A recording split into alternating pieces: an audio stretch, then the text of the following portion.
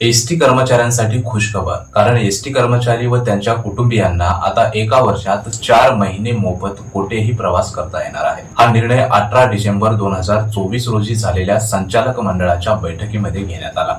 पहिल्यांदा हा मोफत पास 2007 व 2008 या करारानुसार देण्यात आला होता, पण त्यावेळी वर्षामध्ये फक्त 2च महिने तो पास मिळायचा, ते पण जानेवारी ते जून या पहिल्या सत्रासाठी 1 महिना व तसेच जुलै ते डिसेंबर या दुसऱ्या सत्रासाठी 1 महिना मोफत पास मिळायचा। परंतु आता या नियमामध्ये बदल करण्यात येऊन पहिल्या सत्रासाठी 2 महिने व दुसऱ्या सत्रासाठी 2 महिने मोफत पास एसटी कर्मचाऱ्यांना व त्यांच्या कुटुंबियांना मिळणार आहे।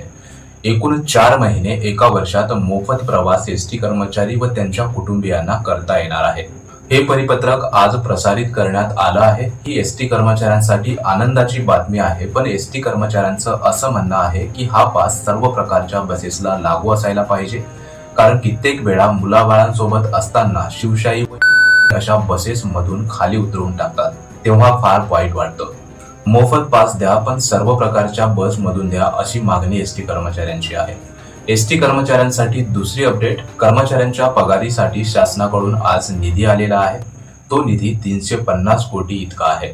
मित्रांनो, व्हिडिओ आवडल्यास लाईक करा आणि सर्व कर्मचाऱ्यांना शेअर करा। धन्यवाद।